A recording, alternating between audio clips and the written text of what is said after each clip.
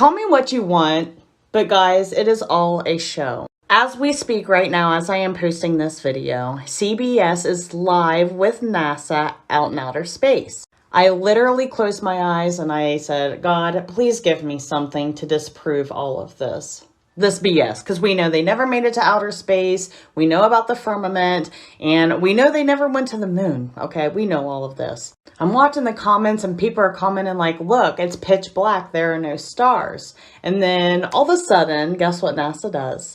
Boop, there's stars. I was screen recording and guess what I caught? I caught the green screen. Here we go. Okay, so here's a live video. He's moving around. She's telling him to fix things. You can read the comments. No one is buying this anymore. No one believes in this crap. But anyway, I had to zoom in. And that's when I saw it. Look at this. It's absolutely see-through, guys. It's see-through. I mean, if you weren't, crazy like me, you would have never noticed it. If you don't screen record and you zoom in, you can't find, look at that. Wow. Live right now on NASA, billions of tax dollars getting wasted for Hollywood productions. Look at the parts move. You can tell it's green screen. The stars aren't even... Guys, come on. Work with me here. Look at this crap. Live right now. Go check it out. It's awesome. Earth is a realm. It is not a planet. It is an object. Therefore, it has no edge. Earth will be more easily defined as a system environment. Earth is also a machine. It is a Tesla coil. The sun and moon are powered wirelessly with the electromagnetic field, the ether. This field also suspends the celestial spheres with electromagnetic levitation. Electromagnetic levitation disproves gravity because the only force you need to counter is the electromagnetic force, not gravity. The stars are attached to the firmament. Earth is a photoshopped CGI generated image. This is Robert Simmons, a senior analyst at NASA. He was the one that created the blue marble, and he actually admits it's photoshopped.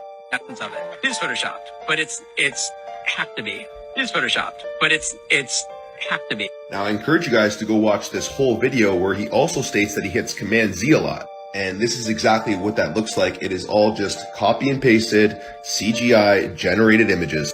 Isn't it funny how every default image of the iPhone background was this Photoshop CGI edition of the Earth? This is how they indoctrinate you. Now, if you actually did the time to do some research and look at how all our ancient ancestors depicted the Earth, they always depicted the flat Earth and the firmament. There are dozens of documents on NASA's own website that admits that we are at a flat, non-rotating Earth. This report derives and defines a set of linearized system metrics for a rigid aircraft of constant mass flying in a stationary atmosphere over a flat, non-rotating Earth. Here's the document. You can go check this out yourself. It's on page 30. Something I also find very interesting is you go type in flat Earth backwards on Google. Look what shows up, the first search. Also extremely interesting, the man that discovered NASA has a Bible quote on his tombstone, Psalms 19:1.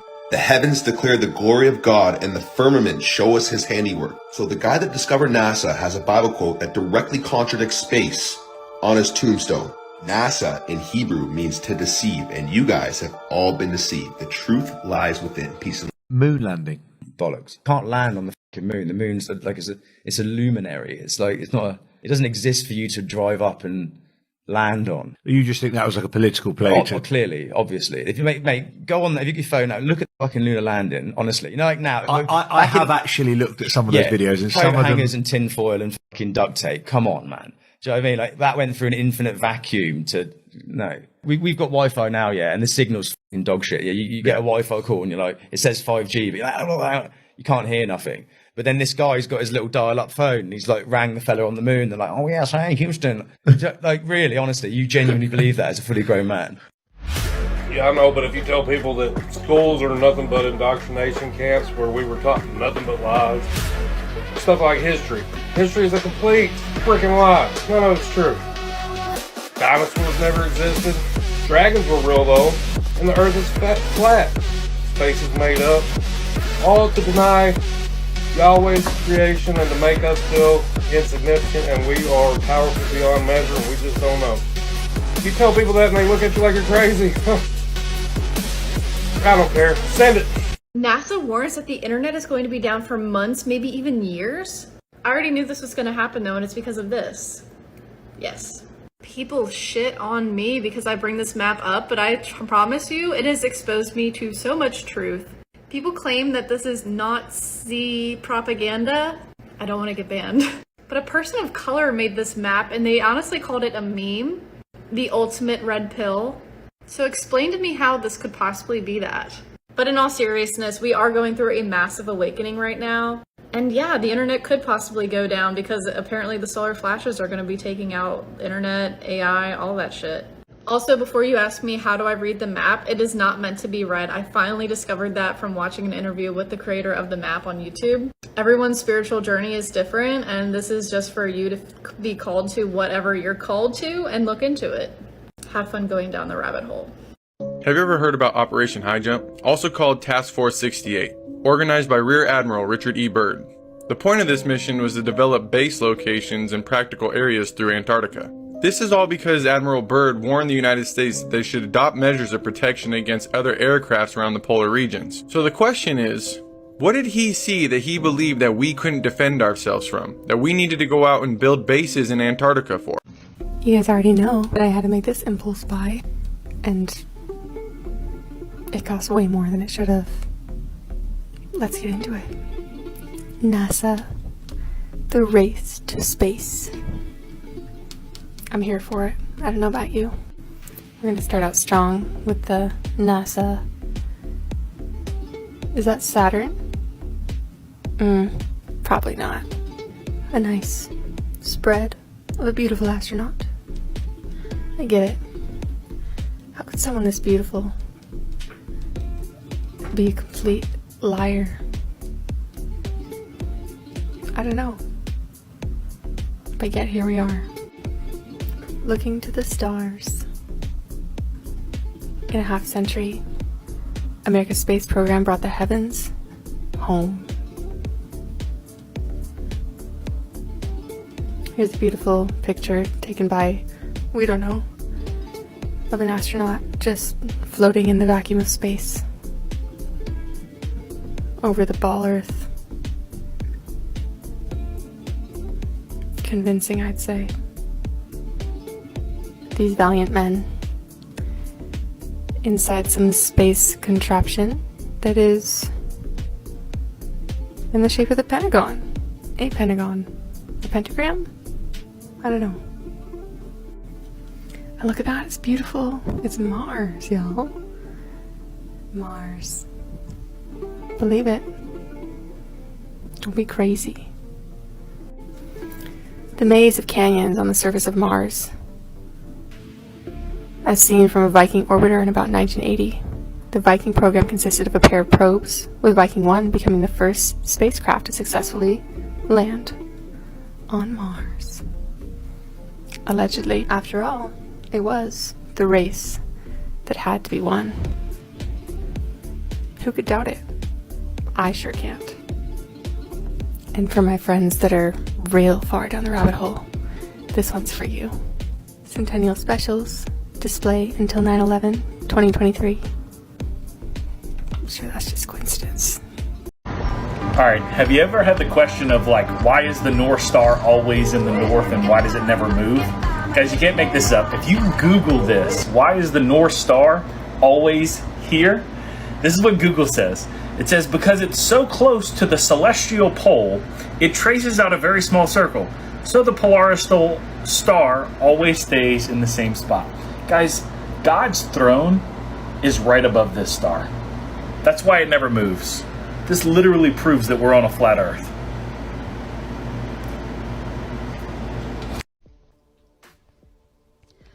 I'm finding that most of the comments from people that are not knowledgeable about flat earth, they are trying to put the heliocentric model onto a flat earth plane, and of course it doesn't work, but they are so focused on the heliocentric model, of course, which makes sense because this is what they've been programmed to believe their entire life in schools, movies, television.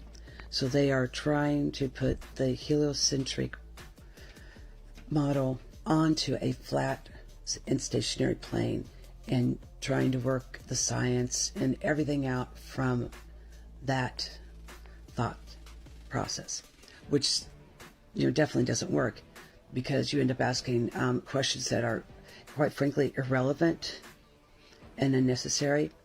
And it would really be cool to just start learning about the flat earth model, the geocentric model,